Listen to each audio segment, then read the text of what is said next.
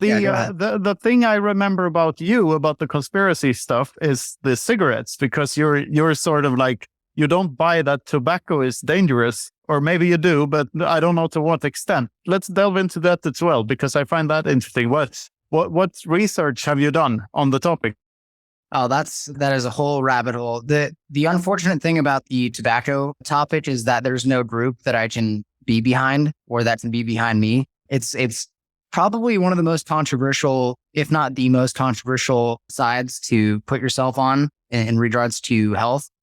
At least there are a lot of carnivores out there, and even a lot of vegans out there, and but there is a growing army of tobacco enthusiasts on Bitcoin Twitter. Yeah. So first of all, I'm not ruling out the possibility that I'm wrong. I don't want to act like I am some kind of guru who knows everything, but I do want to question all things. I mean, Nietzsche said faith is not wanting to know what is true. So I want to know what's true.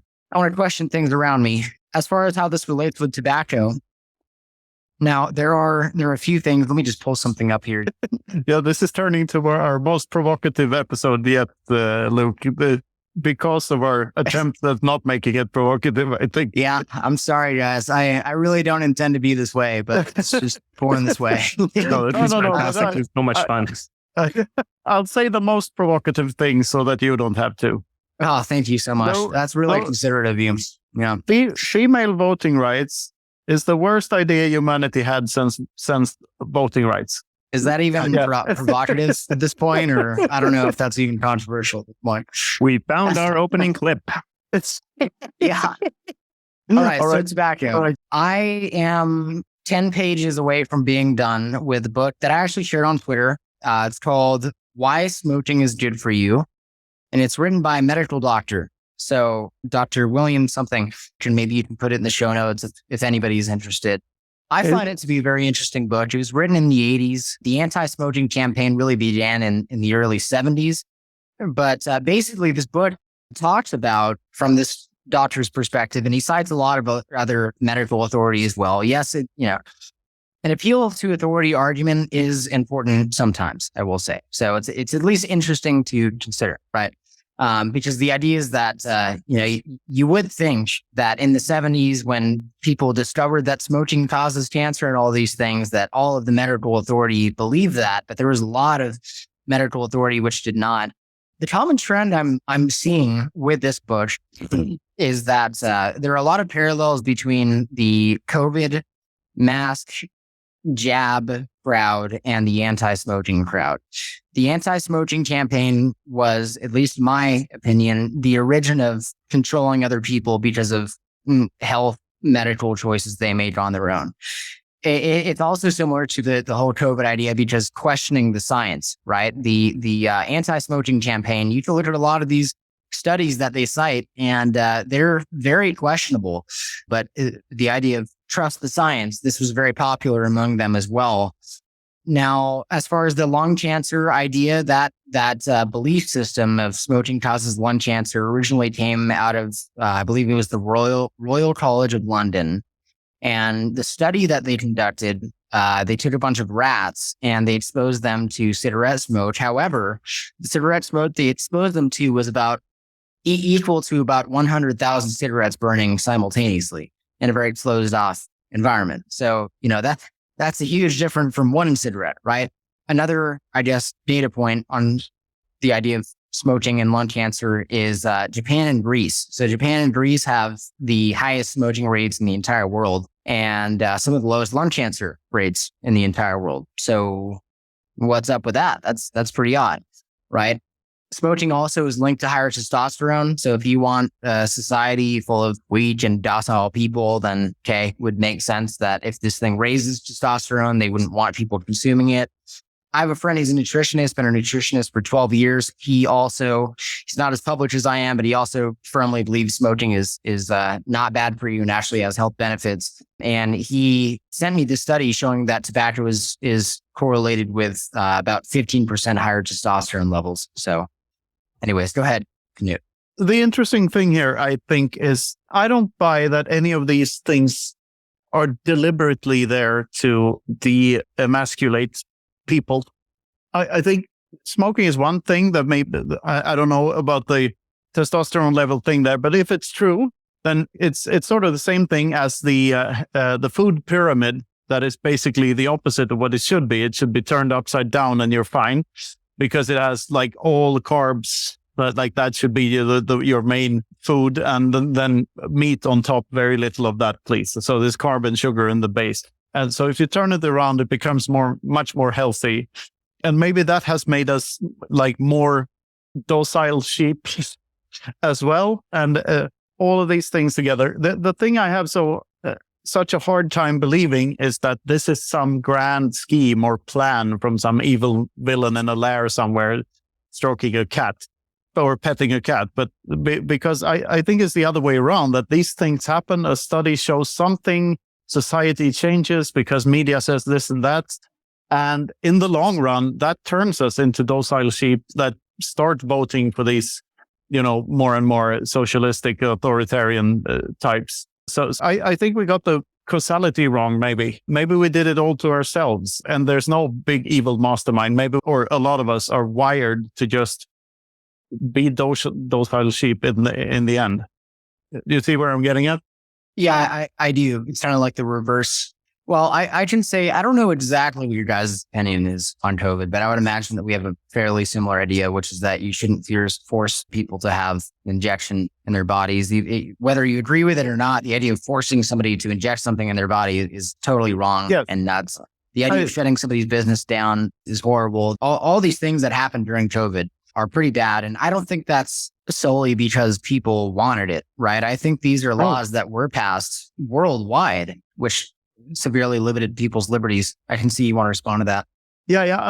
I'd say on your previous point that if a ban on smoking is what in the long run caused our politicians to think that lockdowns and mask mandates were a good idea, then I believe that kind of authority and those kinds of policies are much more dangerous than smoking could ever dream of being. So it's a great point. Because I'm a consensualist. I believe in absolute property rights. I believe that no one, my body, my choice. No one should force me to take an injection. And if you want to know my views on abortion, I suggest you read Rothbard's The Ethics of Liberty, which is very clear on who has the authority to decide for anyone else on those matters. I'd be interested on that. I have a response to play devil's advocate on the other side. And this is exactly what I'm talking about in regards to there being a lot of parallels between the anti-smoking campaign and COVID campaign. One should say, okay, yes, you're a consensualist. However, by you not getting the COVID vaccine, you are infringing upon my liberty because you're endangering me. You could give me COVID. And the same thing with smoking, right? The same thing with smoking is, well, I'm a consensualist. However, when you smoke around me, you're exposing me to secondhand smoke and I should die from that, which, by the way, the studies on that are also a bunch of BS, in my opinion. Well, it all boils down to property rights. I decide if you can smoke or not on my property, and then problem solved. See, that's what makes the most sense. But unfortunately, the government is doing, again, the same thing they did with COVID is they mandate businesses. You cannot have smoking here. It's quite a shame. Also, on a side note, guess what year that tobacco advertisement was banned in the United States? Go ahead and take a guess, please. The advertisement of tobacco was banned. Just out of thin air, 1971, perhaps? Yes. 1971. Exactly. Yeah. Oh, so, I don't know where I got that from. Yeah, it's a mystery, right? Yeah. 1971. Yeah, who knows? Something. Yeah. It's a tough topic because if I'm wrong, then I'm basically advocating for something that kills people, which is, that's pretty intense. Well, but I'm not some kind of professional. I'm just a guy asking questions. Maybe I'm trying to cope and I'm trying to just justify my enthusiasm for tobacco. Yeah. Okay, that's possible. But I'm simply a guy asking questions. All I'm saying is, guys, does the government really care about our health so much? Why are they so fervent about tobacco? Tobacco is so bad for you, but they're okay with McDonald's. They're okay with Coca-Cola. They're okay with this COVID vaccine. They're okay with all that. But smoking, that's what the government really cares about. They care about you not getting lung cancer. How the hell does that make any sense? devil's advocate. It makes sense because, at least in Europe, most of the healthcare systems are collectively paid, as they love to call it. The taxpayer funded. And when you have collective health insurance, the government is forced to pay for everyone's treatment everywhere. And lung cancer treatment is very costly. So someone having to pay the bills for healthcare is probably going to be against smoking because it causes diseases that are long and cost a lot of money. If you have what's it called, KOL, it's called in Swedish. I don't know what the English word is. When you have this voice, is serial smoker voice.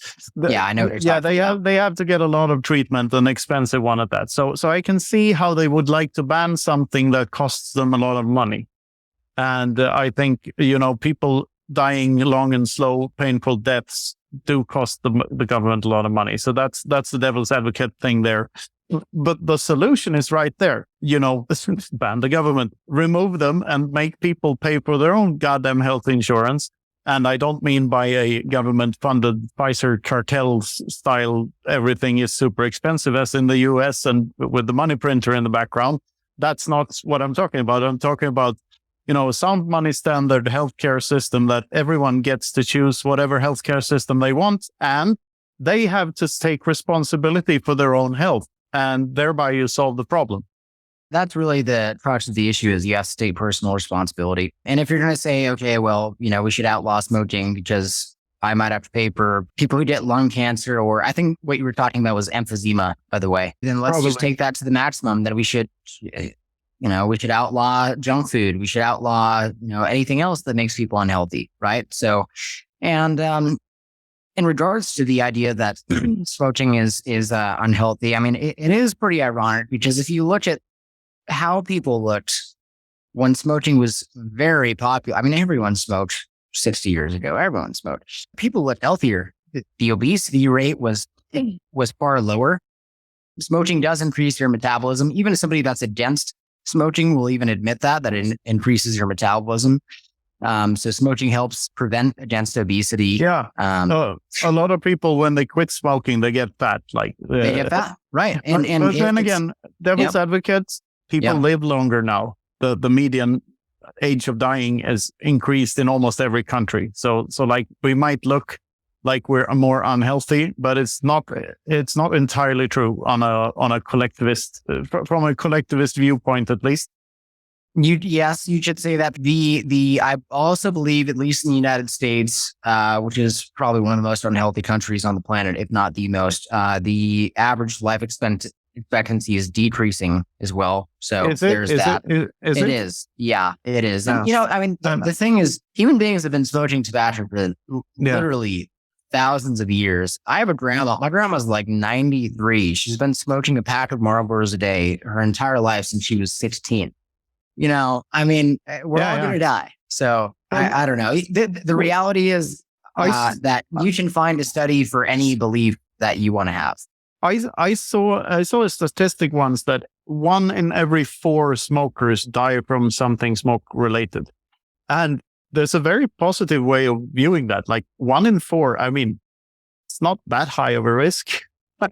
It's also a very easy scapegoat too. I mean, do they absolutely know 100% that this disease is dying? Not at all. Yeah, but it's a very easy scapegoat. Yeah. It's like the statistic for dying of COVID when they actually died with COVID. Exactly. But this is the thing with humans. We love drawing lines between things, that this is this and this, that is that. I think Bitcoin sort of turned that around a lot as well.